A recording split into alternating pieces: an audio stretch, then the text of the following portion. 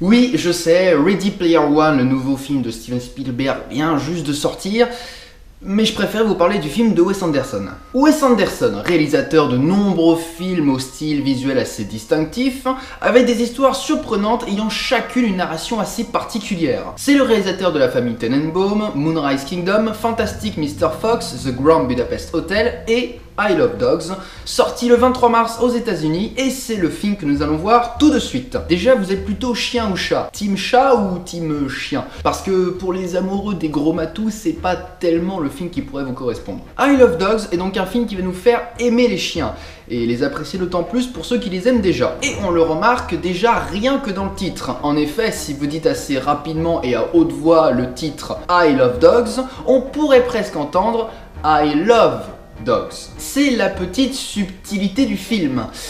Mais bon, passons au casting. Effectivement, le casting anglais est carrément incroyable. Nous avons Bryan Cranston, Edward Norton, Scarlett Johansson, Bill Murray, Jeff Goldblum, Tilda Swinton, Bob Balaban, Liev Schreiber et Harvey Keitel. Ça va, j'ai réussi à dire le nom de tous les acteurs sans bug, sans rien, voilà. Tous interprètent donc des chiens dans le film. Ce qui nous amène sans transition au résumé du film. Cette phrase n'allait pas du tout, n'importe quoi. L'histoire se place donc dans un futur dystopique au Japon. En raison d'une grippe canine qui fait des ravages dans la ville de Megazaki, le maire Kobayashi ordonne par décret de mettre en quarantaine tous les chiens de la ville et de les placer sur une île remplie de déchets qui va très vite devenir l'île aux chiens. Plus tard, un jeune garçon d'environ 12 ans appelé Atari vole un avion pour se rendre sur cette île pour retrouver son fidèle compagnon Spots. Aidé alors par 5 autres chiens, le garçon découvre une conspiration qui menace la ville et les chiens de l'île. Ce que j'apprécie beaucoup dans ce scénario et donc dans le film, c'est que c'est une histoire assez simple mais qui nous fait voyager dans un monde imaginaire utopique absolument génial. Wes Anderson est un grand amoureux du cinéma japonais et de la culture japonaise. Il a donc été influencé par des artistes japonais tels Hokusai et également par des cinéastes japonais, notamment Akira Kurosawa et même Hayao Miyazaki. C'est pourquoi on retrouve de nombreuses références à ces artistes japonais dans le film, que ce soit au niveau du cadre lui-même qui peut faire penser à Akira Kurosawa ou des détails dans le décor, dans l'image, faisant penser à Hokusai et à de multiples estampes japonaises. Culturellement, au Japon, les chiens tout comme les chats sont des animaux très respectés et même sacrés. Placer donc l'histoire dans une ville japonaise était plus qu'évident. Et puis Wes Anderson s'est inspiré d'une vraie île japonaise peuplée par des chats. C'est l'île de Tashirojima, appelée aussi l'île aux chats. Cette île est connue pour être habitée par une centaine de chats, plus que le nombre total d'habitants de l'île. Et le plus étonnant encore, c'est que 2018 est l'année du chien dans le calendrier chinois, parce que bon, le calendrier japonais est totalement différent. Mais la coïncidence est quand même assez incroyable. Contrairement à Fantastic Mr. Fox, qui était l'adaptation du livre de Roald Dahl, I Love Dogs est basé sur un scénario original et revient alors ce même thème que dans Moonrise Kingdom, qui semble beaucoup plaire à Wes Anderson, où les enfants refusent le monde que leur présentent les adultes. Dans I Love Dogs, les personnages humains principaux sont des jeunes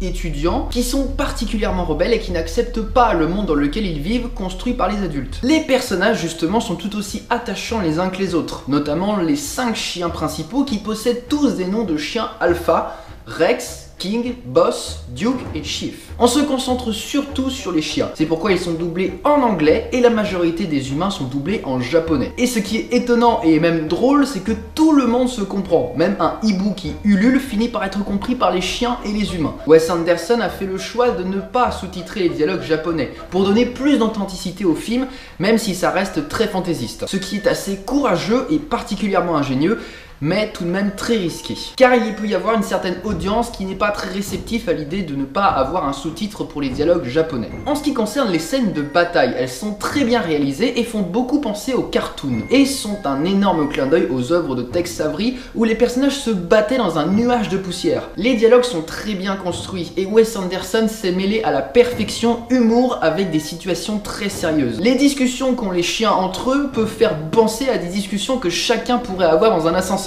Discussions qui peuvent être banales au premier abord, mais au final qu'on finit tous par écouter attentivement, car on est curieux de savoir ce qui se passe. Et c'est là que l'humour entre en jeu à travers ces discussions du quotidien. Et au final, les chiens ont des aspects assez humains. Wes Anderson le disait dans une de ses interviews. Nos chiens sont des personnes, leurs voix sont celles d'êtres humains, ils pensent comme des personnes. La société dont ils font partie se retourne à un moment contre eux et ils se retrouvent expulsés par un manipulateur populiste qui cherche à les éliminer.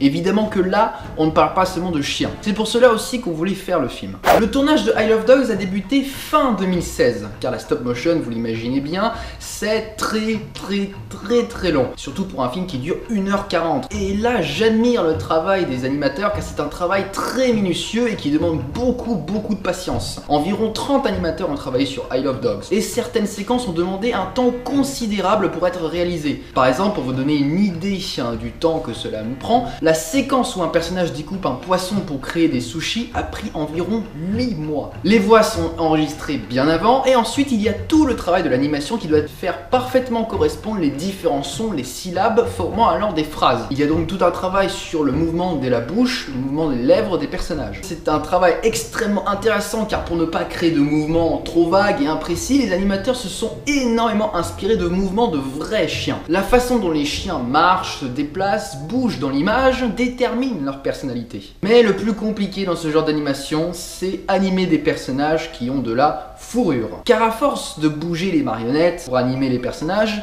la fourrure, elle, ne reste pas tout le temps intacte. Et on peut souvent voir les poils bouger d'une manière pas très naturelle. Dans Fantastic Mr. Fox, on voyait pas mal les poils bouger, ce qui ne rendait pas l'animation totalement réaliste. Même s'il faut vraiment regarder avec attention pour voir tous les petits détails gênants, car tout va très vite avec ce genre d'animation. Mais avec Isle of Dogs, les animations semblent plus précises. Les animateurs ont d'ailleurs utilisé des broches et de petits bâtons en bois pour déplacer les globes oculaires et les bouches des personnages. Cela montre le niveau de travail qu'a pu accomplir Wes Anderson avec ses animateurs. Car on connaît Wes Anderson pour surtout faire des animations très précises. Et le truc que je trouve toujours incroyable avec Wes Anderson, c'est qu'il, visuellement, il arrive à nous plonger dans des univers utopiques absolument époustouflants. Et ça pousse d'autant plus notre imagination à se développer. On retrouve son cadre très strict, composé d'une symétrie parfaite et tous ses plans fourmis de détails. Le style de Wes Anderson ne peut pas plaire à tout le monde, ce qui est compréhensible. Et ce qu'on pourrait reprocher le plus à Wes Anderson, c'est le rythme de ses films, qui peuvent par moments être un peu saccadés, mais c'est un réalisateur qui apprécie briser les conventions dans les films, pour alors présenter un style de film différent. Le film a quand même une portée politique. Effectivement, on parle de dictature, de corruption, de meurtre et d'assassinat. On parle aussi des déchets qui sont obligés d'être mis sur une île, présentant alors une décharge à ciel ouvert. On parle aussi d'innovation technique, les chiens qui vont être bientôt remplacés par des robots. Et pour aller encore plus loin dans le délire, la ville de Megasaki fait beaucoup penser à Nagasaki. Il y a de nombreuses références à la bombe atomique dans le film. Wes Anderson nous parle donc d'événements du passé, dénonce des sujets d'actualité et nous présente un avenir où les animaux seront remplacés par des machines et où nos déchets, beaucoup trop nombreux, finiront par être entassés à des endroits improbables sur la planète. Et voilà les gens, la vidéo touche à sa fin, n'hésitez pas à l'aimer si elle vous a plu. Désolé d'avoir mis un petit peu de temps, j'ai mis environ un mois à faire une nouvelle vidéo, mais en fait j'avais plein de tournages pendant 3 semaines. Il y aura peut-être d'ailleurs une vidéo là-dessus, donc soyez patients. Guettez YouTube, la chaîne, etc. Et voilà. Dans tous les cas, je vous dis à très bientôt pour de prochaines vidéos. Allez, ciao!